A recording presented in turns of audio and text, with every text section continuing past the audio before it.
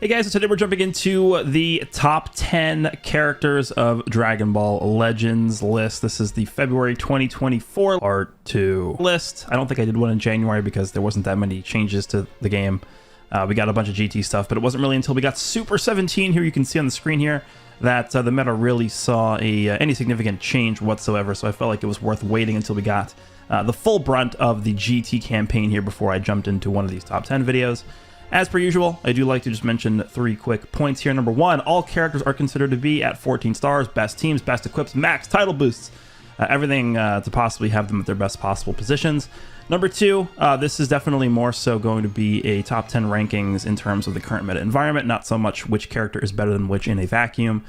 So this is going to come into play here when we talk about the rankings in a second. Number 3, this list is going to consist of rankings that are construed of my own opinion, my own experience. I think this point is going to be probably more so relevant for this list than the past lists, because I have seen a few people talking about their opinions on, which characters are ranked at which spots on social media recently. And I have obviously different experiences than those people, because I definitely don't agree with a lot of the placements I've seen so far. So this is probably going to be a very different list than I think most people are probably used to seeing from players either in the NA meta or the EU meta, because obviously I play the game in the JP meta, the Japan meta, so that probably is going to come into play with this list here, because I think it's going to be a bit different than what you're used to seeing from other people who play the game in different regions. So with that said, let's go ahead and start off with number 10, and we will move up the list from there. Alrighty, number 10 on the list is going to be Ultra Janemba. So the thing about this guy is, I think individually, when you take a look at like how good is each character just in a vacuum on their own, this guy's still very, very powerful. The things that he's doing are just really not fair in a lot of ways. I do think this is a very bad meta for him, especially with the fact that I believe still the best team in the game is going to be Saiyans. UI Goku, you have Goku and Bardock, and you have Revival Pikkon. I feel like that team has been the best in the game for a good 2 months at this point, or since whenever UI Goku released, a month and a half or whatever it's been. But yeah, this guy has like essentially no impact versus that team. He can't really do anything offensively. He can't really do anything defensively. He's not really looking too good against that team, but there are situations where if you get into the right spot, you can just guaranteed kill somebody with the ultimate. He still does a lot of damage with the strike attacks. The cover null is really strong on this character. His team situation is a little bit down. I think regen just is not as good as it was when this guy first released. Of course, when this guy came out, it was pre-Legends Fest. We had not the same level of strength in the game overall as we do now. Of course, post-Legends Fest, all the Legends Fest characters just completely stomp out what we've seen basically prior to the Celebration dropping. And now with GT, I would argue that the Solar Flare is actually a pretty big problem for this guy. This guy's claim to fame, at least for the first part of him being released, was his unique gauge, being able to just stop all strike cards. The meta was insanely strike heavy when this guy came out.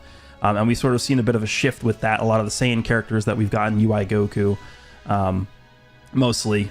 We have Blue Kaioken Goku, Evolution Blue Vegeta, who also kind of are more blast-based as well. So a lot more blast characters coming out. GT as a team is more blast-based, with Super 17 now coming out as well. And I think with Super 17 being as blast-based as he is, with how many blast cards he force draws for himself as well, could pose a bit of a problem for this guy. Even though he is blue, I think 17 just can sort of hang in there with this guy. So Janemba, unfortunately, not looking as good as he did when he came out. I think this guy's design is very bad, though, so I'm pretty happy to see that he's falling off a bit.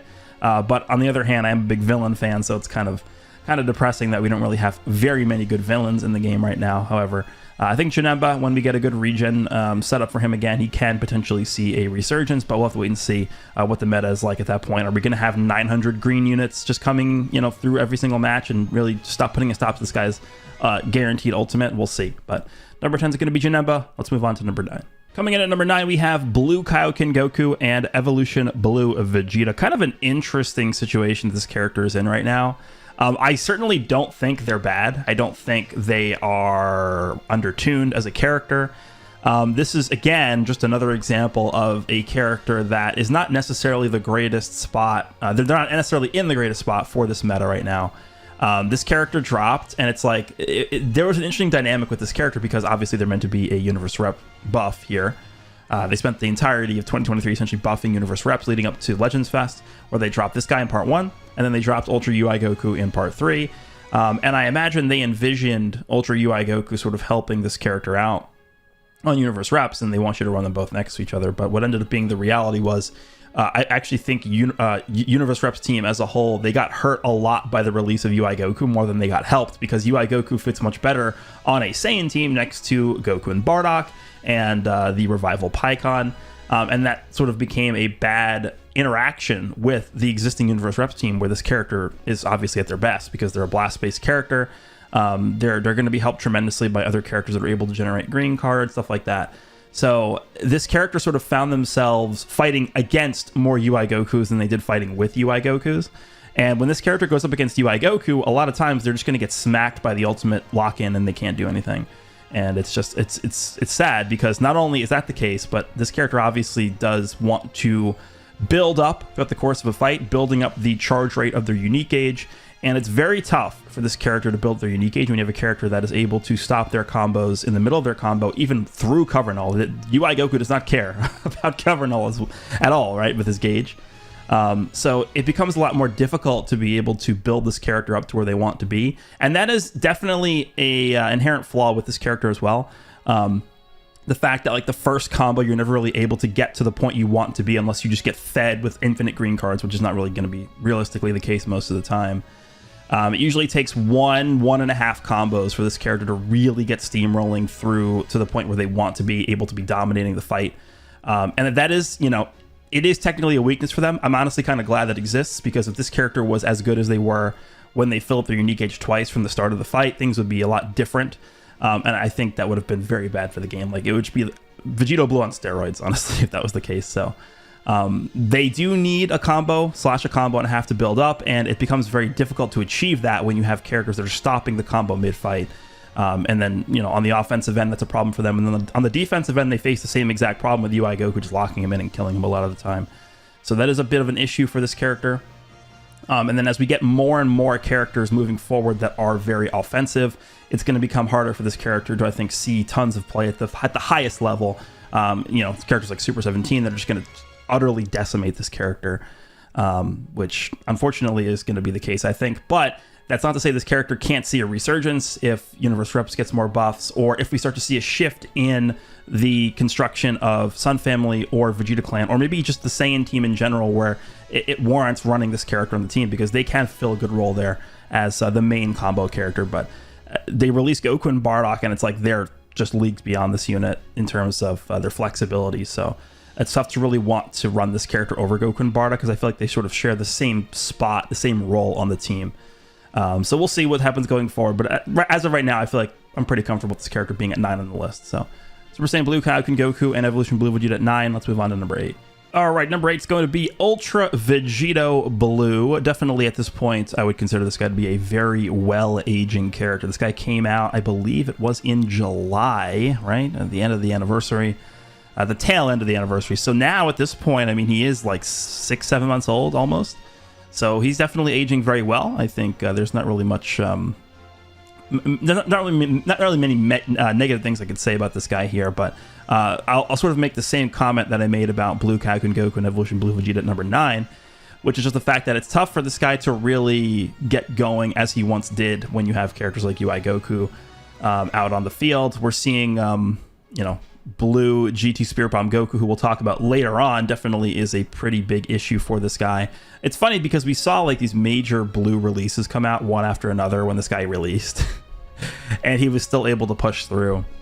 But now as we head into 2024 and we get, you know, we continue to get these major Blue characters coming out, things are eventually going to start to be a little bit tougher for this guy, right? He was able to punch through the 2023 Blue characters. We got our first 2024 Blue character with LF Spirit Bomb GT Goku, and it is very tough. It is very tough for this guy to punch through that guy. That guy is very, very hard to kill, even for type neutral units, let alone type disadvantage for this guy, right? He's susceptible to the Solar Flare. He gets torn in half by Super 17.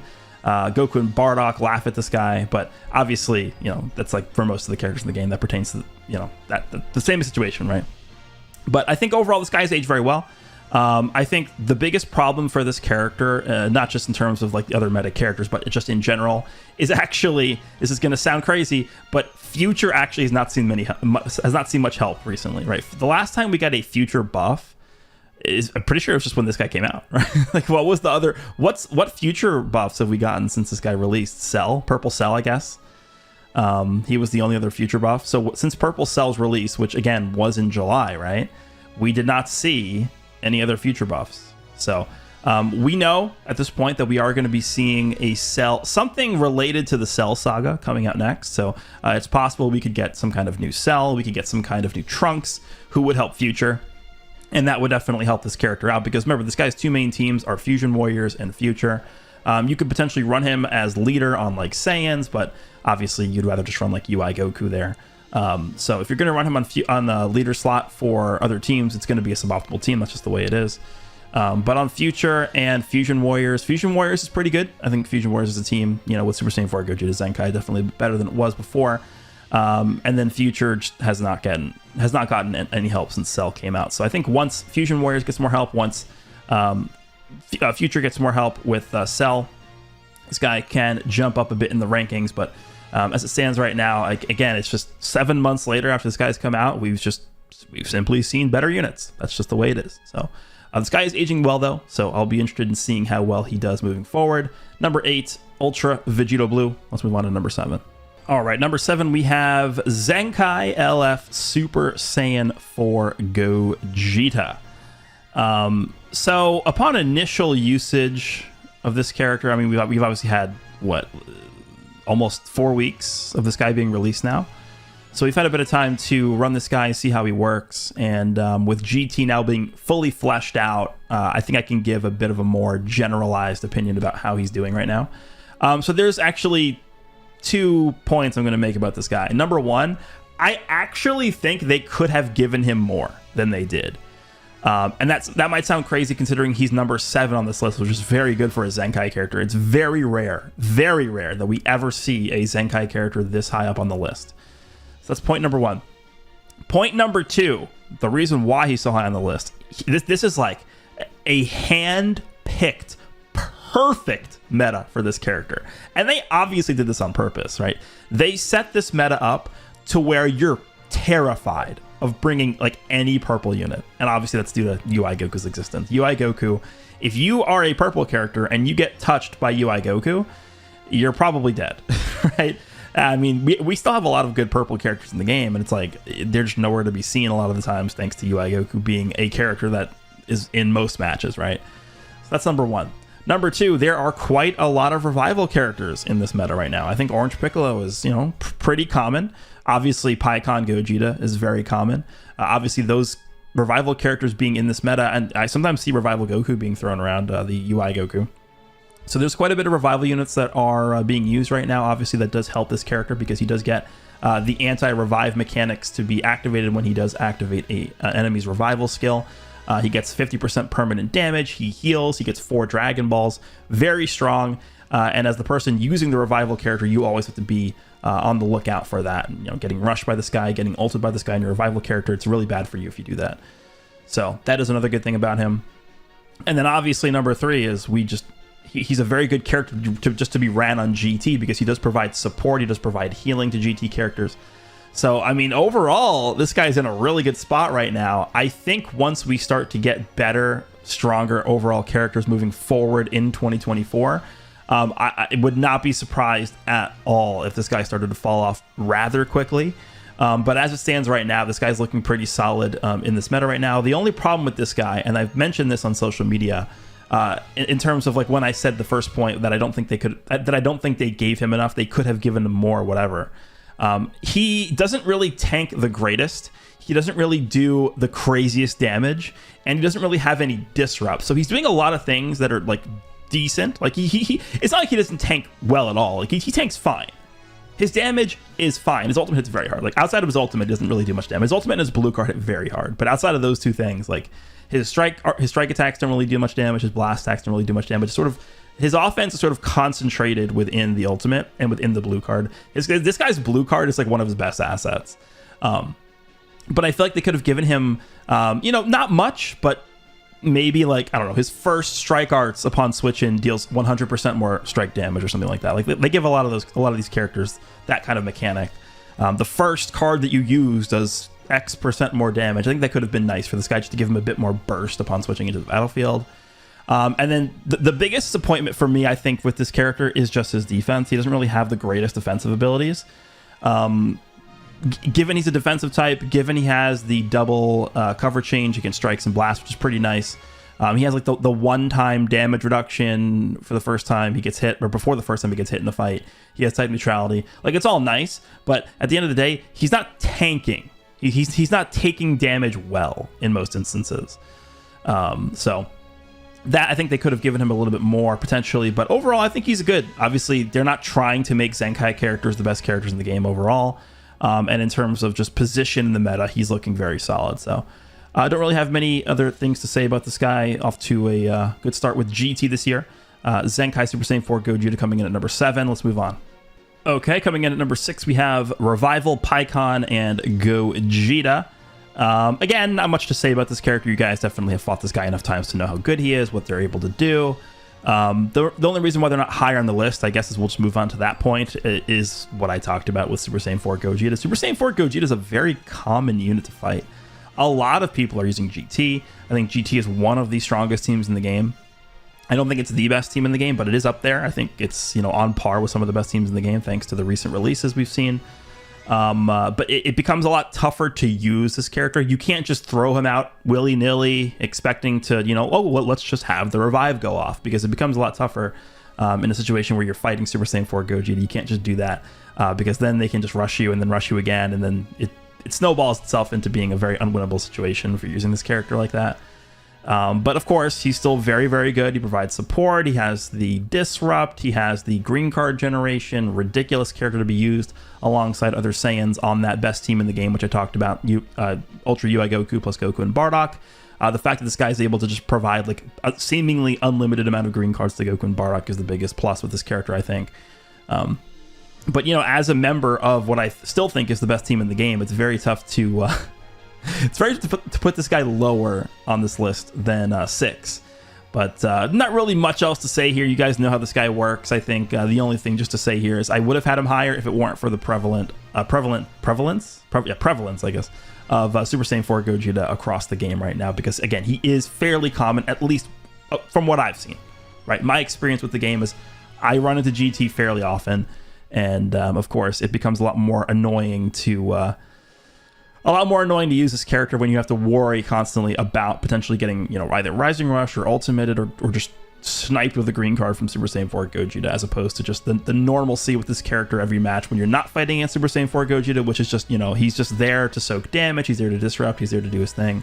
So it adds another layer of concern for him. But other than that, he's a very good character, still going to age probably very well. Number 6 is Pikkon/Gogeta. Let's move on to the top 5. All right, starting off the top 5 here at number 5, we have LF Spirit Bomb GT Goku. So definitely this guy has gained a significant amount of value from the addition of Super 17. The GT team is now basically complete. We have this guy, we have Super 17, and we have Super Saiyan 4 Gogeta essentially together. Though that is the main GT team you're going to be using. There's no other construction of the team you'd probably want to use other than those 3 characters. I mean, it's by far the best lineup for the GT setup. So just the good things about this character, because this is actually going to be the first video where I include this guy on the list, because I didn't make a separate list when this guy first dropped. His green card is really, really good. I think overall the amount of teams using Blue 17 has definitely fallen. Blue 17 is just, at this point, he needs a Zenkai buff. Like, it is actually ridiculous. We're 13 months since he came out, and still he doesn't have a single, like, actual good Zenkai. He has the, yes, I know he has the free Blue 21 Zenkai buff. No one cares. That's not a real Zenkai buff. He needs a real Zenkai buff to be able to at least be like a usable defensive character. That's the biggest problem with Blue 17 right now. I just think he takes way too much damage. So with that being said, the amount of teams people are using Blue 17 on has definitely fallen, which means that his green card is going to be able to be useful much more often because people are not going to be immune to his green card effect as much. The only thing to mention about this is, I forgot to mention this when I was talking about Super Saiyan 4 Gogeta, but Super Saiyan 4 Gogeta actually is immune to this guy's green card, which does matter. It actually really does. Super Saiyan 4 Gogeta also, I don't know why I keep talking about him in this section here, but he actually is a very good character to use in the mirror match against other GT teams, right? You basically need him. But anyway, yeah, very, very good green card. You could set up different things with him. You could, blind somebody, switch into Super 17, get a combo rolling. You could blind somebody, then, just ult somebody with this Goku. Remember, he draws a blue card as well. You can set up a blue card snipe with Super Saiyan 4 Gogeta. Overall, really powerful green card. I said this when we saw his details for the first time. People are going to find crazy ways to make use of his Solar Flare. Solar Flare back in the early days of this game was a very powerful ability, and now I think a lot of people who weren't playing back then can see why. This guy actually does work very well against a lot of other popular teams right now. He actually worked really well against other GT teams. Androids, obviously, this guy is really, really good versus Super 17. One of the few characters that's actually able to wall him off, essentially. He's pretty good against movies, because obviously Beast Gohan is not going to pose a gigantic threat versus this guy. He's pretty good against Sun Family. Again, against Beast Gohan, he's pretty good against UI Goku. He's able to just a lot of times eat the ultimate from UI Goku and not just die to it. And then the last thing just to mention is that his ultimate is insanely powerful. If you're able to get one enemy defeated, from that point forward, this guy has one of the best ults in the entire game. He's a lock-in. If you're fighting against the last man standing on the enemy team, you can remove their vanish. It's really strong. The only sort of thing I'll say about this character, which is what keeps him from moving up more on the list, I think is just the fact that he's not nearly as offensively powerful as any other character that we're going to talk about moving forward from this point forward on this list. And I understand that he's meant to be a defensive character, which is fine. He does his role perfectly fine. I think the healing combined with just his raw bulk on GT with the ridiculous equipment he has access to, with the Zenkai buffs he has access to, I think he's fine. I don't really have a major issue with him. I'm just saying, his offense is not as good as the other better characters on this list. So that, I think, is going to hurt him a little bit. He gets access to Cover Null for the first few cards, which is nice. Again, really strong green card, pretty good matchups against other characters, strong ultimate. Don't really have many negative things to say about this Goku. Overall, he's just a really solid character, and I think he probably should be a auto-include in GT moving forward, unless we get some major tune-ups for the team, which we'll see if we do. So GT Goku coming in at number 5. Let's move on to number 4. Okay, so at this point, this is probably where my list is going to be differing from a lot of other people's lists. I have Beast Gohan at 4. I don't think there is some oh my god, massive difference between the top 4 characters. It's pretty close. It's not that crazy of a difference here. So I have Beast Gohan at 4. I'm not really going to go through what he can do because we've been through this a million times. So I'll just give off my reasons as to why I don't have him higher. Number 1 is going to be teams. I don't think hybrids. I don't think movies is at the level that we're seeing of GT or Saiyans. Sun Family can be really good, right? You just run a Sun Family variant, UI Goku, Goku and Bardock, and then this character. I just think it's a worse version of Saiyans. I think you just replace this Gohan with Pikkon, and the team is a lot better. The team flows a lot better. Pikkon's able to generate a lot more green cards. He's able to provide the revive in case you need the extra defense. He's able to disrupt a bit better than this Gohan is, and I think that's really what the role of the character is going to be on that team, right? You're basically, whenever you're running Goku and Bardock on a team, you're going to be designating the pointness. When I say pointness, I just mean the character you're using the most to deal damage, to combo with. That's Goku and Bardock's job. They're going to be gaining priority most of the time with their green card. They're going to be comboing for most of the time with their ridiculous card draw speed plus Cover Null combination. And then when you're not in with them, most of the time you're just using UI Goku to buy time, to get Goku and Bardock back in, to continue the process over and over again. And so I felt that, if that's going to be this character's role on that Sun Family setup, you're better off just running Pikkon, and the Saiyan team is just going to be a lot better than the Sun Family variant. But obviously it's not a bad team to run Gohan, UI Goku, and Goku and Bardock together. I just think it's a slightly worse version of the Saiyan version. So teams, I think this guy definitely falls short of the other characters we're going to talk about in a second in top 3. And then I just think overall, just tool-wise, right? This character is very basic. He does a lot of damage. He is able to get cover null fairly easily. He has a really, really easy to execute drop combo, transformation, vanish removal thing, sort of like a mini Dragon Fist tech.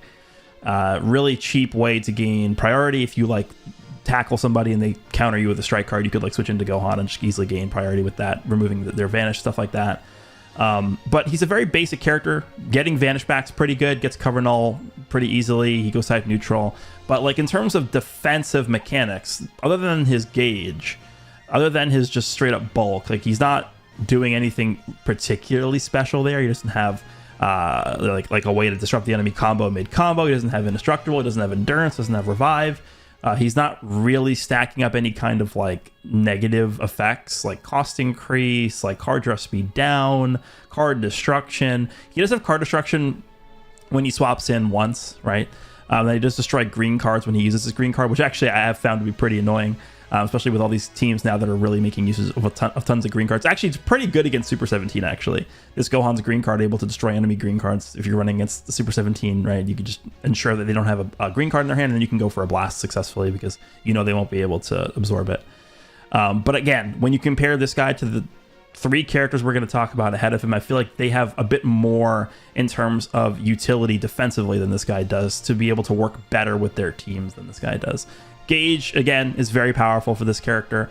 But for me, this character is mainly about his offensive potential. And when we talk about, other people that I've seen, at least, that I've seen personally talking about, oh, this guy's clearly number 1, blah, blah, blah, blah, blah. A lot of times what I'm seeing from them is they're using this guy on like some like super juiced up team, which is like not realistic at all in high ranks. Like you're not going to see someone running like Red Pan, Orange Piccolo in top ranks with this guy. It's not going to happen. Like you can win with that team. I'm not saying you can't win with that team, but you need to have competent other characters besides just this one guy. Like investing all of your eggs into one basket with this character, it can work out for you, but it's such a risk. Like it's just not worth it most of the time. It's fun. It's a fun setup, but in terms of it actually being competitive, I have my doubts. X to doubt. So I have this guy at number 4. Again, not really like a massive difference between him and the rest of the top characters here, which we're about to talk about. But yeah, so Beast at 4. Let's move on to number 3. All right, coming in at number 3, we have Ultra UI Sign Goku. Again, not going to go through all the nitty-gritty details because you guys know how this guy operates. Super 17's release probably hurt this guy quite a bit, but he just works too well with the Saiyan setup, with the Saiyan setup that I mentioned this entire video. UI Goku, Goku and Bardock, and Pikkon. The fact that he also generates a green card when he has his gauge activated, like what were they thinking? You know what? I'm going to pull this up. I usually don't pull up details during these top 10 videos, but I feel like I actually have to talk about this. This is something that I feel like not a lot of people have talked about besides me. I've talked about this on social media a few times. The following effects occur upon activating Evade. Draws a special arts card next, activates once. I mean, it's only once, but still, it's really strong when you can guarantee draw a green card because you can just feed it to Goku and Bardock, and then you just start snowballing from there. He gets damage, he gets cost reduction, he gets reduce key effect, or nullifies enemies, reduce key effects. This is the part that is ridiculous. Nobody talks about this. Nobody. I've not seen a single person talk about how stupid this is. Shortens allies subcount by 1. Do you understand how dumb this is? And the reason why it's so stupid is because you think about how long it takes for the enemy to actually use a blast card, the dodging animation plays out, and then you're also reducing an ally subcount by 1. That is every single time your gauge activates. Remember, this guy has enough gauge to activate the effect twice per fill up. So if he enters the battlefield with a full gauge, you're going to get 2 instances of him dodging, and you're going to be reducing ally subcount by 2 every time that happens, on top of the time it takes for the animation to actually play. So what's basically happening here is you are reducing ally subcount by 2, plus you're basically going to be able to swap into your Goku and Bardock immediately, and you're going to be drawing a green card for them. Like the combination of this guy plus Goku and Bardock is actually, it might be the single most annoying and ridiculous partnership ever between 2 separate characters. Like other ones that come to mind is like Red Pan and Blue Beast when they first dropped. Like it's that level of ridiculousness. this character plus Goku and Bardock. And the fact that you're able to do this consistently, the fact that this has no limit, this reduced sub count by 1 whenever the gauge activates, there's no limit on that.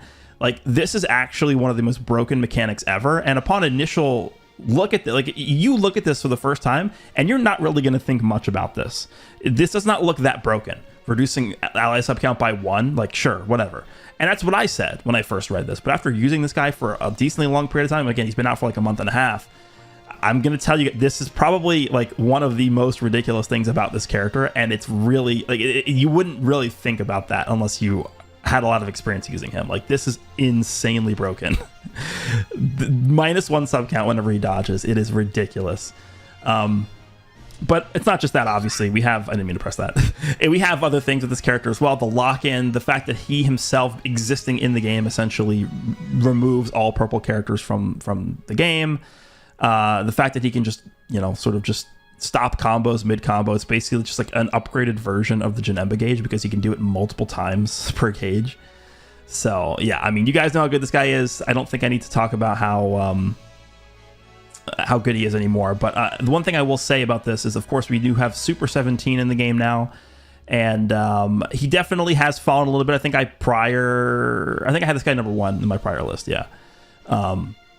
He definitely doesn't get helped by Super 17 being in the game. But this guy has a lot of tools to deal with some of the things that Super 17 is wanting to do to him. This guy, remember, he's going type neutral for the first few counts upon switch in. Even if Super 17 absorbs a Ki Blast from this character, this guy's still gonna have access to his gauge.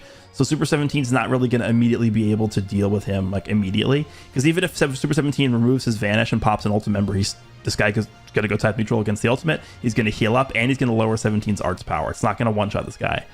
And his gauge should allow him, if he's not going to go for the ultimate, this guy's gauge should allow him to be able to dodge enough arts cards to be able to switch out before Super 17 is able to hit him after absorbing an attack with his green card. So this guy definitely has a lot of tools to deal with Super 17. Well, not deal with him, but hang in there with Super 17 as a yellow character. So I think with that alone, it doesn't warrant him falling too much off the list here. So I think 3 is a good spot for him. Let's move on to number 2 next. I mean, you got... So here's what I'll do. I actually have number 1 and 2 shared on the list. And obviously you guys are going to know who it is, but let's move on to that spot. All right, so I have number 1 and 2 actually shared between 2 characters. I really couldn't pick one over the other. It's tough, man. I think it's really, really close. So of course we have Goku and Bardock, and we have Super 17. I guess we'll just quickly, briefly go over Goku and Bardock. I mean, you guys don't really need me to talk about this character, do you? I mean, the most unfun character to fight. It's just the combination. It's not just them either. It's just the combination of them and UI together. It's just so toxic. It's so cancer. Like, people looked at Super 17 and they're like, this guy's going to be so cancer to fight. This guy's going to suck to fight against. He's going to be so annoying. He's going to be passive, blah, blah, blah, blah, blah.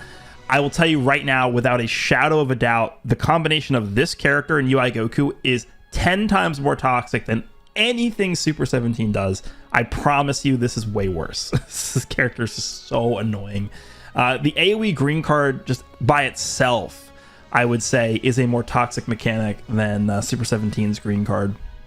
Because there's a lot less ways you can play around dealing with this, right? You make one wrong move, not even just a wrong move, but like you accidentally press your screen and like you lose in some instances against this character. Like you go for a tackle, and if the enemy has a quick vanish against your tackle, they could just hit you with the green card, and then there's action, like you actually can't counter it. There's nothing you could do. And then they go on to their 50 card combo, and then they go into UI Goku, and then they lock you in. It's just like ridiculous. So what I'll say about this character, I would very easily say this character is much better defensively than Super 17 is, and I would also probably say they're a much more flexible character with their teams than Super 17 is as well. But as crazy as it sounds, I actually would say I think Super 17 is a more offensively dominant character than this one is, although Goku and Bardock definitely are very strong offensively. It's tough. It's so hard to compare the two, but Goku and Bardock, you guys know how good they are. Their advantage innately over Super 17 is their defensiveness. They're way better defensively than Super 17. There's nothing that you can say to really argue against that. I would actually say that Super 17 defensively is pretty lacking compared to the other top even 5 characters. So again, the top 5, Spirit Bomb, GT Goku, Beast Gohan, Ultra UI, and then Goku and Bardock. I would say Super 17 is probably worse defensively than all 4 of those characters. So defensiveness is not really like a major player in why I chose to put Super 17 so high on the list. But it's the fact that he doesn't need to be that defensive with his team, because right now his best team by far is GT. That's what he was designed to be good on, and that's exactly what GT needed. I even remember saying this. I was like, I hope that whatever character we get at the end of this month, they're going to be some offensive powerhouse, because GT right now does not have like a good offensive character. GT Goku is fine, but he's obviously supposed to be mostly a defensive unit. Super Saiyan 4 Gogeta is kind of an all-around character.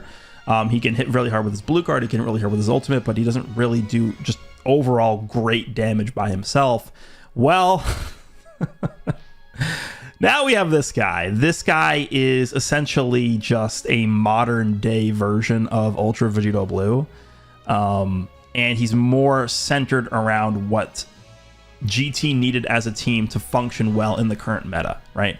Right now, it's very tough to work around UI Goku's gauge, even as a red character. And I mentioned this when I talked about Ultra Vegito Blue earlier on the list, is Ultra Vegito Blue, like, of course, he's very powerful, very good. Same thing with Blue Kaioken Goku Evolution Blue Vegeta. 2 combo-reliant characters. They're there to just pound away for years at a time.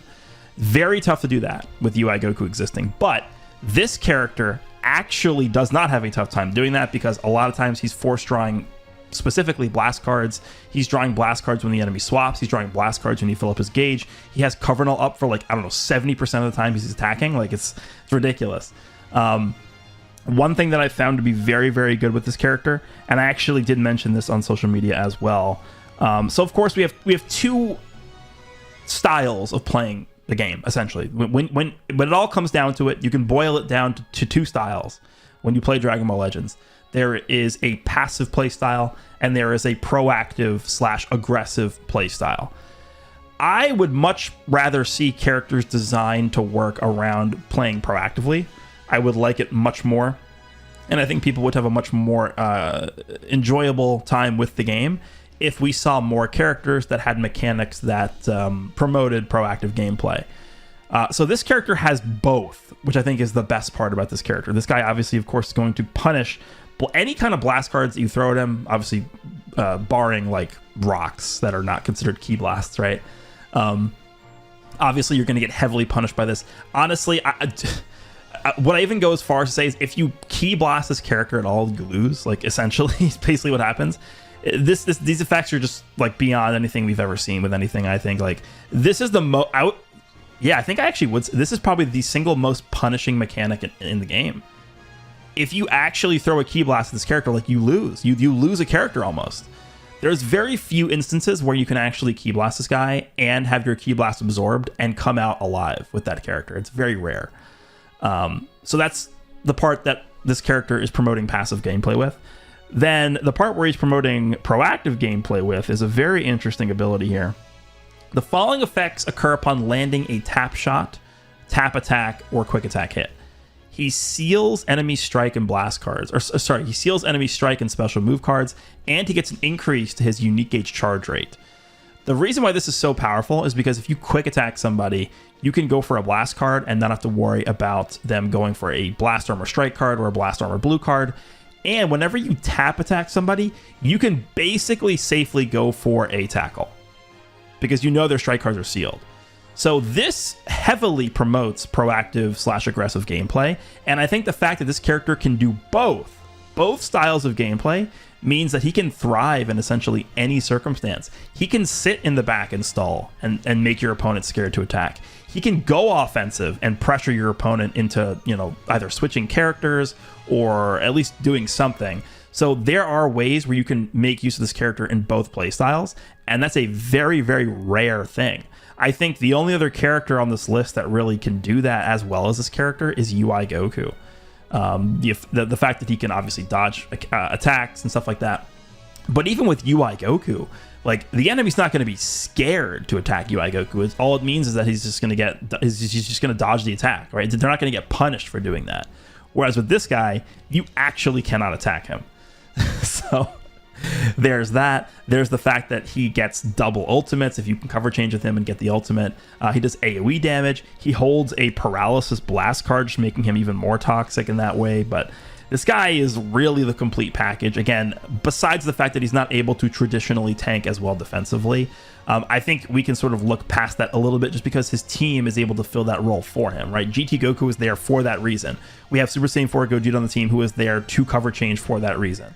So there's those things. He's increasing sub counts of the enemy when they switch, right? I mean, there's just infinite things with this character that he's doing that make him absolutely ridiculous. So I mean, that's really all there is to say about Super 17. It's really hard to put him or Goku and Bardock above each other because I just feel like they both have like a similar impact on the game. So that is going to conclude this top 10 list here. So just to go through quickly the list one more time, we have Ultra Janemba at number 10.